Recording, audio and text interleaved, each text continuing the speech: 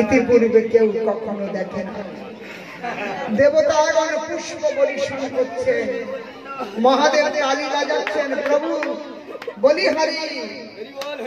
বড় বড় কলাকার দেখেছি বিবিধ অঙ্গ ভঙ্গিতে নৃত্য করে মনোরঞ্জন করে, কিন্তু এইরকম জলের উপরে সর্পের মাথার উপরে নৃত্য করতে আর কাউকে দেখি না। আজ সর্পের মস্তকের উপরে পদপ্রহার করতে এক একটি ফল নিচে মূর্ছিত হচ্ছে, রক্ত বমন হচ্ছে।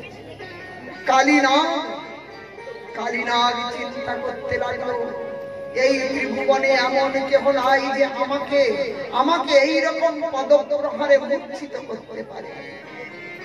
তাই তিনি সেই আদি পুরুষ স্মৃতা নারায়ণম তমরণম, নারায়ণকে স্মরণ করলেন আর দেখতে পেলেন সেই নারায়ণ তো তোমার মাথার উপরে চড়ে আছে। নারায়ণকে দেখলেন ভিতর বাইর, মাথার উপরে নারায়ণ। আজ প্রভুর চরণে শরণাপন্ন হলেন, প্রভু আমি চিনতে পেরেছি। ততক্ষণে নাগ পত্নী তারা ভগবানকে প্রার্থনা করছেন, প্রভু আমার এই পতি ফল স্বভাবী তমগুণী, কোন তপস্যা করে না, আর আপনি অযাচক রূপে এসে দুই চরণ তার মস্তকের উপরে রাখলেন। বলি সর্বস্ব দিয়েছিল, বলির মাথায় একটা চরণ রেখেছিলেন, আর আমার স্বামী তো কিচ্ছু দেয়, দুই চরণ রাখলেন। আমরা তার অর্ধাঙ্গিনী। প্রভু পতি যদি দুটি চরণ পেয়েছে, অন্তত আমাদেরকে একটু চরণ ভুল তো দাও। হ্যাঁ, ভক্তিতে যাহারা পাইল গোবিন্দ চরণ, প্রত্যেকদিন গান করছি, জয় দ্বিজ পত্নী জয় নাগকন্যাগণ। এই নাগকন্যা, এই নাগকন্যাগণ ভগবানকে স্তুতি করলেন। কি স্তুতি? ননাটপৃষ্ট নপারমেষ্টম নসার্বভৌম নয়োগ সিদ্ধি ন পুনর্ভবম বাঞ্ছন্তি তৎপাদ রজো প্রপন্নম বাঞ্ছন্তি তৎপাদ রজো। হে প্রভু, আপনার চরণ রজন আমরা পাচ্ছি। ভগবান বললেন, দেবী বড় বুদ্ধিমান, জলের মাঝে দাঁড়িয়ে আছে, ধুল কোথায় পাবো? হ্যাঁ, তার মানেটা কি, ভাবার্থ কি? যে প্রভু আমার পতিকে প্রাণ দান দিয়ে ধুলায় যেয়ে দাঁড়াও, পতিকে ছেড়ে দাও। ধুলায় দাঁড়ালে তো ধুল পাবো, তাহলে পতিও বাজবে, আমরা। ভগবান প্রসন্ন হলেন এবং ওই কালীকে পরিত্যাগ করলেন, বললেন যাও, এখানে তোমার নয়, তুমি রমণক দ্বীপে চলে যাও। আজ প্রভুকে যমুনার কিনারা করলেন, সমস্ত পরিবার নিয়ে রমণক দ্বীপে যাত্রা করলেন। সমস্ত ব্রজবাসী আজ গোপালকে পেয়ে যেন তাদের মৃতদেহে প্রাণ সঞ্চারিত হলো। কেহ বা গোপালকে আলিঙ্গন করতে যাচ্ছেন। সারাদিন কালিয়ের সঙ্গে থেকে, ঠান্ডা জলের মধ্যে থেকে অত্যন্ত শীতল বিষময় হয়ে দাঁড়ালো গোপালের অঙ্গ। বলরাম তিনি অনন্ত অবতার, তাই কৃষ্ণকে আলিঙ্গন করে বিষ মুক্ত করলেন। সখারা সবাই কৃষ্ণকে আলিঙ্গন করলেন। সেই শীতল কৃষ্ণকে শীতলতা হরণ করতে পরীক্ষিত একসাথে 12টি সূর্য উদয় হয়। দ্বাদশ আদিত্য টিলা, সন্ধ্যে হয়ে গেছে, সেই সময় 12টি সূর্য উদয় হয়ে কৃষ্ণের অঙ্গের শীতলতা হরণ করেছিল। যারা যাবেন বৃন্দাবনে, মদন মোহন মন্দির, ওটা দ্বাদশ আদিত্য টিলা, ওইখানে কৃষ্ণ রাত্রি শয়ন করেছিলেন। মধ্যরাত্রিতে হঠাৎ চতুর্দিকে আগুন জ্বলে উঠল। ব্রজবাসীকে মারবার জন্য ভগবান অগ্নি পান করে ব্রজবাসীকে রক্ষা করেছিলেন। এমনি করে ভগবানের অলৌকিক ক্রিয়া এই ব্রজের মধ্যে একের পর এক। এরপর গোবর্ধন লীলা প্রকট করলেন ভগবান। বলুন গিরিরাজ মহারাজ। এই গিরিরাজ কার্তিক মাস অমাবস্যা তিথি সমস্ত ব্রজেতে আজ বিবিধ প্রকার ব্যঞ্জনাদি নির্মাণ হচ্ছে। বিবিধ প্রকার মিষ্টি, অন্ন, ব্যঞ্জন, রুটি, বিবিধ প্রকার অসংখ্য। আজ কৃষ্ণ মায়ের গলা জড়িয়ে ধরে বললেন, মা এত আয়োজন কোন প্রয়োজনে? মা বললেন, কথা নয়, বাবার কাছে চলে যাও, এ দেবতার পুজো হবে, কথা বলতে নয়। বাবার কাছে গেলেন। বাবা দেখলেন সমস্ত ব্যবস্থা করছেন। কালকে গোবর্ধন ইন্দ্র পূজা হবে, ইন্দ্র পূজার ব্যবস্থা। বাবার কাছে যেয়ে বললেন, বাবা এইসব কোন দেবতার পুজো হবে? বললেন, দেখো আমরা জাতিতে গোয়ালা, গোচারণ করে আমাদের জীবন নির্বাহ হয়। আর ইন্দ্র দেবতা হলো মেঘের দেবতা, জলের দেবতা। তাই তাকে প্রসন্ন করলে বছরে সময় সময় বৃষ্টি হবে, ঘাস উৎপাদন হবে এবং আমার গোমাতা আদিকে সময়ে সুন্দর দুধ দেবে, তাতেই আমাদের জীবন নির্বাহ। এটি আমার পূর্বপুরুষ থেকে চলে আসছে। তাই আমরা বছরে একদিন ইন্দ্র দেবতার পুজো করি। আজ গোপাল বললেন, বাবা আচ্ছা এটা বলো, আমাদের এই গ্রামটা, এই গ্রামের সবাই ইন্দ্রের পূজা করবে, ইন্দ্র প্রসন্ন হলো, কিন্তু পাশের গ্রামে তারা যদি না করে তাহলে ইন্দ্র ওই গ্রামে জল দেবে না। নন্দ বাবা বললেন, বাপরে এইটুকু ছেলের কত বড় প্রশ্ন! দেখো, হ্যাঁ দেখ আমরা সরল গোয়ালা, কিচ্ছু বুঝি না, সেই জন্য এত কিছু বুঝি না। তোর মনে কি আছে বল? বলে, দেখো বাবা, এতদিন যে ইন্দ্রের পূজা করেছো, সে ইন্দ্র দেবতাকে কখনো দেখেছো? সে কালো না ফর্সা, লম্বা না বেটে? কোনোদিন দেখো না। আমার কথা মানো, এই ব্রজের সাক্ষাৎ দেবতা, একবার পুজো করলেই পরদিন দেখা যায়। সেই গিরিরাজ, তিনি হলেন সাক্ষাৎ এই ব্রজের দেবতা। অতএব একবার কথা রাখা, সেই গোবর্ধনের পূজা করো বাবা। ওই ইন্দ্র দেবতার কোনো ক্ষমতা নাই, তিনি আধিকারিক দেবতা, তাকে যেমন আদেশ করা হয় তেমনি করেন। অতএব সেই ভগবান গিরিরাজ, তাকে পূজা করে। কৃষ্ণের কথায় নন্দ বাবা মেনে নিলেন, সমস্ত ব্রজবাসীকে ইন্দ্র পূজা ছেড়ে গোবর্ধন পূজা করবার জন্য আদেশ করলেন।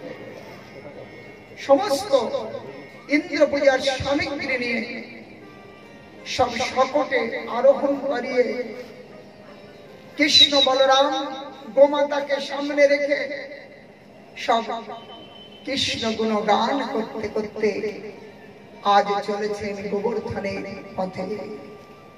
গোবিন্দ মেরো হ্যায়, গোপাল মেরো হ্যায়, গোবিন্দ মেরো হ্যায়, গোপাল মেরো হ্যায়,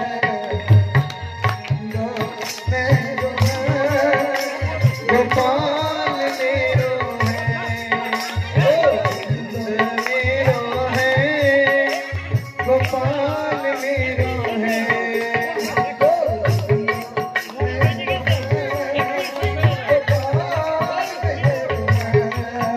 गोविंद मेरो है, गोपाल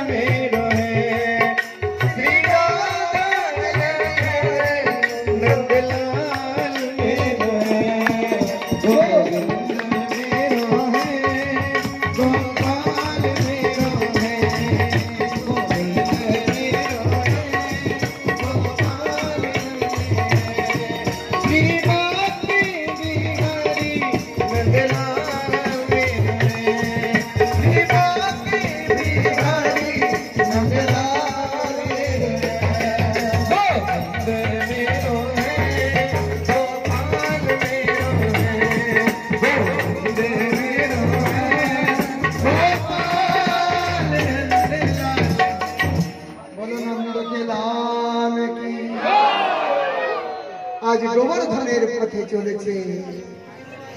আর সেই দূর থেকে দেখালেন, দেখো দেখো বাবা, ওই সেই গোবর্ধন। এইবার শেষ হয়ে যাবে। 7 ক্রোশ পরিধি, 7 মাইল উঁচু, ছোট ছোট ঝর্ণা ঝরে পড়ছে, নদীর ধারা বয়ে যাচ্ছে, কত ফুল, কত ফল, কত বৃক্ষ সেই গোবর্ধনকে শোভিত করে রেখেছে। এই গোবর্ধন, এই গোবর্ধনের জন্মসূত্র শালমলী দ্বীপেতে এই গোবর্ধন ছিলেন। এই পৃথিবীতে 7টি দ্বীপ আছে, সেই 7 দ্বীপের একটি দ্বীপের নাম শালমলী দ্বীপ। সেই দ্বীপে গোবর্ধন ছিলেন। অগস্ত্য ঋষি তিনি পৌঁছেছেন শালমলী দ্বীপে। সেখানে যে এই গোবর্ধনকে দেখলেন, কি অপূর্ব শোভা গোবর্ধনে। তাই অগস্ত্য ঋষি মনে করলেন এই গোবর্ধনকে নিয়ে আমি কাশীপুরীতে যাব, সেখানে এই গোবর্ধনের গুহাতে তপস্যা করব। তাই গোবর্ধনকে নিয়ে যাওয়ার জন্য আগ্রহ করলেন। গোবর্ধনের পিতার নাম দ্রোণাচল পর্বত। সেই দ্রোণাচলের কাছে প্রার্থনা, দ্রোণাচল বললেন, দেখুন পুত্রের মত জানতে হবে। পুত্রকে বলল, পুত্র এই ঋষি তোমাকে নিয়ে যেতে চায় সেই ভারত ভূমিতে কাশীপুরে, তুমি কি যাবে? গোবর্ধন দেখলো যে আমার প্রভু লীলা করবেন সেই বৃন্দাবনে, অতএব এই বাহানায় আমি যদি বৃন্দাবনে যেতে পারি তাহলে আনন্দের শেষ থাকবে না। বললেন, হ্যাঁ যাব, আমি যাব, তবে একটা শর্ত থাকবে, যদি রাস্তায় কোথাও আমাকে নামিয়ে দেয় আর সেখান থেকে আমি আর যাব না, একেবারে এখান থেকে যেখানে নামাবে সেখানে, মাঝে নামালে যাবো না, যেখানে নামাবে। দ্রোণাচল পর্বত শিকার হয়ে গেছে। ঠিক আছে, আজ এই দুয়ের শর্ত মেনে দ্রোণাচলকে নিয়ে চলেছেন শালমলী দ্বীপ থেকে। এটি জম্বু দ্বীপ, ভারতবর্ষ জম্বু দ্বীপে, ভারত খণ্ডে জম্বু দ্বীপে আর্যাবর্তে বিবাহ আদি করবেন যখন, তখন যাদের হয়ে গেছে আরেকবার করে নেবেন, তাহলে মনে পড়বে। হ্যাঁ, অতএব সেই শালমলী দ্বীপ থেকে জম্বু দ্বীপে আনছে আনন্দ গোবর্ধন পর্বতে। আস্তে আস্তে যখন ব্রজমণ্ডলের উপর দিয়ে আসতে লাগলেন, গোবর্ধন প্রার্থনা করলেন, হে গোবিন্দ, সেই তোমার লীলা দেখার সৌভাগ্য কি হবে না? এই ভূমি পরিত্যাগ করে আমি কোথায় কাশীপুরী যাব? তুমি কিছু উপায় করো। ভক্তের কাতর প্রার্থনা গোবিন্দ শ্রবণ করে ওই দ্রোণাচল পর্বতের পুত্র গোবর্ধন তিনি কাতর প্রার্থনা করতে আজ এত নিম্ন চাপ হলো আর তিনি থাকতে পারলেন না।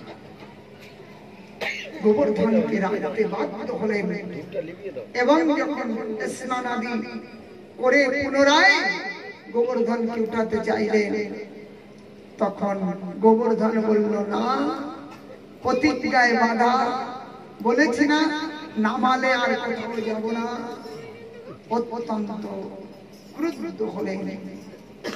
ঋষি অভিশাপ করলে, তুমি যাবে না তো আমি তোমাকে অভিশাপ দিলাম, তিল তিল করে তুমি পতন হতে থাকবে।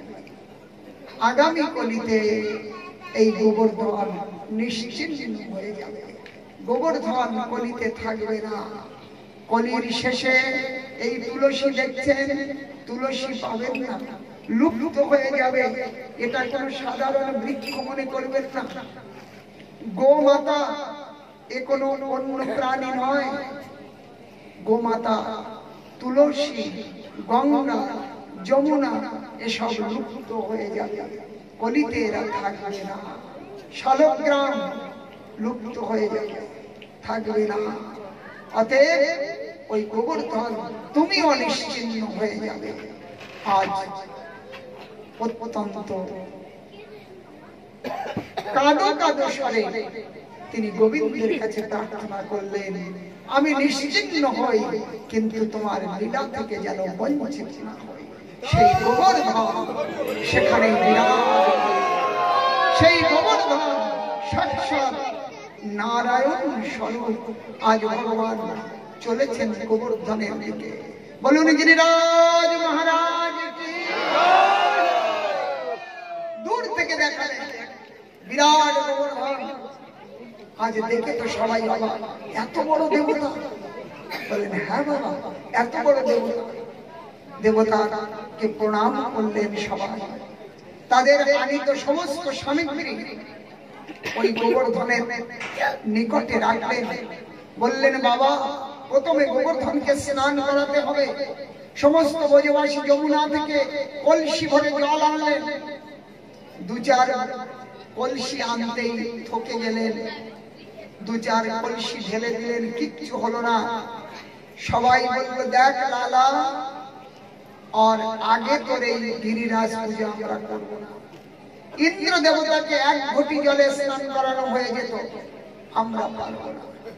ভগবান বললেন দাঁড়া, আমার দেবতা কত দয়ালু জানো, এখনই গঙ্গা প্রকট করে দেখাবে। বলে দেখা।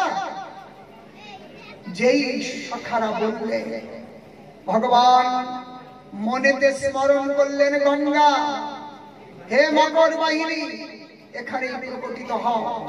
মানুষ দ্বারা আনয়ন করলেন ভগবান। দেখতে দেখতে একেবারে গোবর্ধনের নিকটে বিরাট মকর বাহিনী গঙ্গা একেবারে কলকল ধ্বনিতে প্রকটিত হতে লাগলো। দেখে সকলেই আশ্চর্য হলেন। বলুন মানসী গঙ্গা কি। চমকে উঠলেন সবাই, এত বড় ক্ষমতা। দেখতে দেখতে গঙ্গা সেই নির্মল জলেতে খুব স্নান করলেন ব্রজবাসী। একেবারে ঘড়া ঘড়া জল দিয়ে স্নান করালেন গোবর্ধনকে।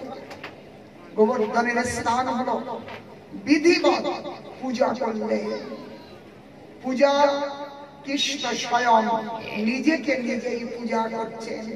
পূজ্য এবং পূজক একজন। আজ নিজেই নিজেকে পূজা করতে লাগলেন। পূজা সমাপ্ত হলো। এইবার ভোগ নিবেদন করবেন। ভোগ নিবেদন তুলসী দিয়ে আড়াল করে নয়, সকলের সামনে লম্বা লম্বা হাত বার করে দিলেন।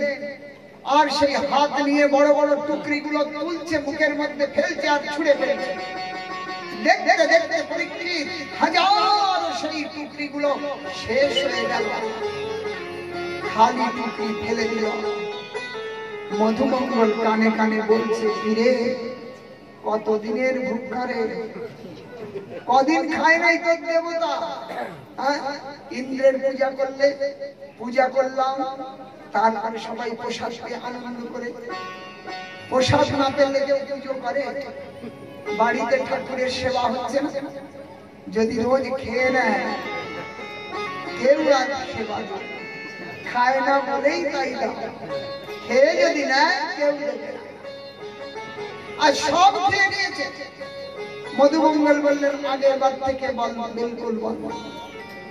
গোপাল বললেন না রে, আমার ঠাকুর পূর্ণ পূর্ণ পূর্ণ মদ পূর্ণাৎ পূর্ণ মুদচ্যতে, পরিপূর্ণ তত্ত্ব তিনি। এই দেখ, দেখতে দেখতে সমস্ত আবার ঝুড়িগুলো ভরে উঠল। এক ঝুড়ি রসগোল্লা ছিল তো 4 ঝুড়ি হয়ে গেছে। দেখ দেখ। মধুমঙ্গল বলছে এত দয়ালু, তাহলে তো বছরে 4 বার করবো পূজা। এইরকম যদি দয়ালু হয়। মধুমঙ্গল বললেন তাহলে তো পুজো হয়ে গেছে, প্রসাদও বেড়ে গেছে, এইবার দাও প্রসাদ দাও। বলে দাঁড়াও, এই গোবর্ধনের পূজা পরিপূর্ণ তখন হবে যখন পরিক্রমা হবে। গোবর্ধনের পরিক্রমা। গিরিরাজ মহারাজ কি। পরিক্রমা ভগবান নিজে গোমাতার পুজো করলেন আর সমস্ত ব্রজবাসীকে নিয়ে নাচতে ঝুমতে গিরিরাজের গুণগান গাইতে গাইতে পরিক্রমা করলেন। আমরা এইখানে বসেও যদি মনের দ্বারা সেই গিরিরাজ পরিক্রমা করে নিই তাহলে প্রত্যক্ষ পরিক্রমার থেকে কম ফল লাভ হবে না। আমরাও মানসিক রূপে পরিক্রমা করে নেব। বলুন গিরিরাজ মহারাজ কি। আমরা মানসী গঙ্গায় স্নান করে নিই, চোখ বন্ধ করুন, ডুবকি লাগান, হয়েছে না? একটা কথা মনে রাখবেন, খোলা চোখে নিকট দেখা যায় আর বন্ধ চোখে দূর দেখা যায়, তাই না? চোখ বন্ধ করলেই বৃন্দাবন দেখতে পাবেন না, মায়াপুর দেখতে পাচ্ছেন না, তাহলে খোলা চোখে দেখা যাবে? বন্ধ চোখে দেখা যাবে। চোখ বন্ধ করলেই বৃন্দাবন। এই দেখুন, ওই সেই মানস সরোবর, স্নান করে নেন, ডুবকি লাগান। এবার গোবর্ধনকে ষষ্ঠাঙ্গে প্রণাম করুন পুরুষ, মায়েরা পঞ্চাঙ্গে প্রণাম করুন। চলুন আমরা শুরু করি পরিক্রমা। বলুন গিরিরাজ মহারাজ কি। मैं तो गोवर्धन को जो मेरे वे नहीं माने मेरो मनुआ। मैं तो गोवर्धन को जो मेरे वे नहीं माने मेरो मनुआ। मैं तो गोवर्धन को जो मेरे वे नहीं माने मेरो मनुआ। नहीं माने मेरो मनुआ सखी, नहीं माने मेरो मनुआ। नहीं माने मेरो मनुआ सखी, नहीं माने मेरो मनुआ। मैं तो गोवर्धन को नहीं माने मेरो मनुआ।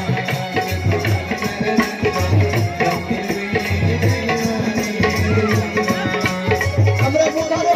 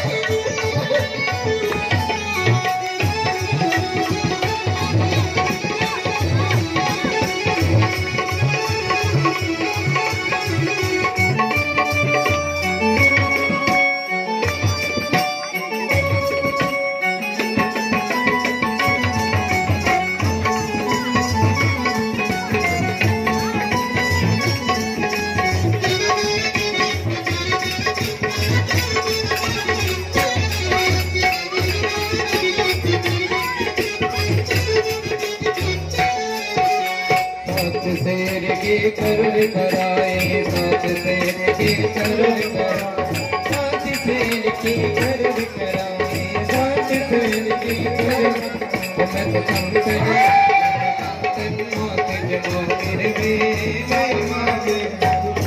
ভেঙে যাবে তো, ও ভেঙে যাবে এটা। এ বাবু, এটা ভেঙে যাবে, ভেঙে যাবে।